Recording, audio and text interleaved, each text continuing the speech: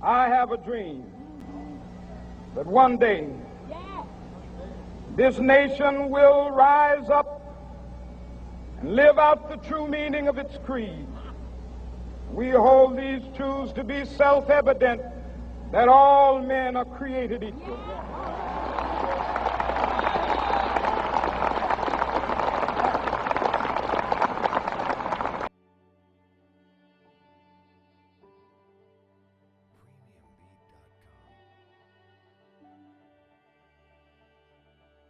العنصرية قديمة قدم الإنسان، وهي إحدى أسباب الحروب والفتن والاقتتال بين البشر في كافة العصور، ولم يخلو عصرا من العصور حتى الآن من العنصرية. والعنصرية أشكال وأنواع مختلفة، إما أن تكون عنصرية على أساس اللون أو الدين أو العرق أو اللغة أو أي شيء مختلف بين الطرفين، كل طرف يعتقد بأنه أفضل من الآخر.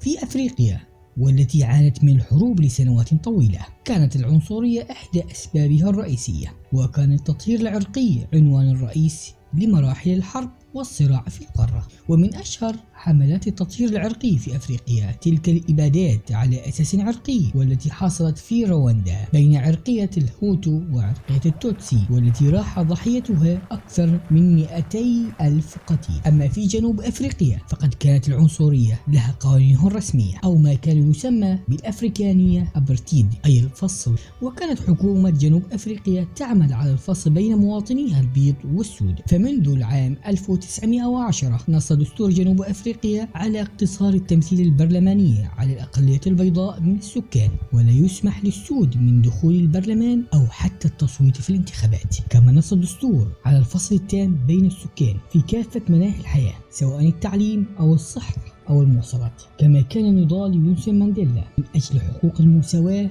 بين طبقات بين البيض والسود في بلاده، وعلى إثر ذلك دخل السجن 27 سنة. في العام 1990 بدأ الإلغاء التدريجي لقوانين الفصل العنصري في جنوب أفريقيا. وفي العام 1994 جرت أول انتخابات حرة ونزيهة في جنوب أفريقيا، فاز مانديلا برئاسة البلاد، وكان أول رئيس ذو بشرة سوداء في البلاد، والذي يعتبر تحول مفصلي في تاريخ جنوب أفريقيا ونجاح لنضالات البشرة السوداء لنيل الحكم. أسست الولايات المتحدة الأمريكية على أساس إقصاء الآخر، حيث سلبت الأراضي من أصحابها الأصليين الهنود الحمر، وعملت على إبادتهم وتهجيرهم من أرضهم قبل 300 عام، وعمل الإنسان الأبيض في الأرض الجديدة. الولايات المتحدة على جلب الإنسان الأسود الأفريقي من وراء الأطلسي، فنشأت طبقتان، أبيض سيد وأسود عبد. وفي أوائل القرن التاسع عشر تأسست منظمات تنادي على منح السود حرية أكبر وحقوق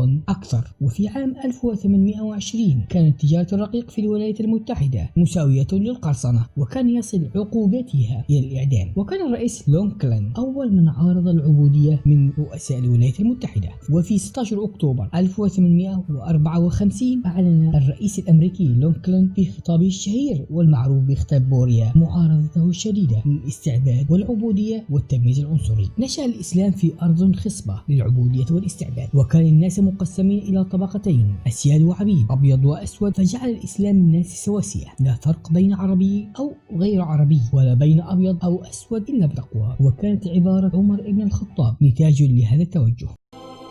متى استعبدتم الناس وقد ولدتهم أمهاتهم أحرارا؟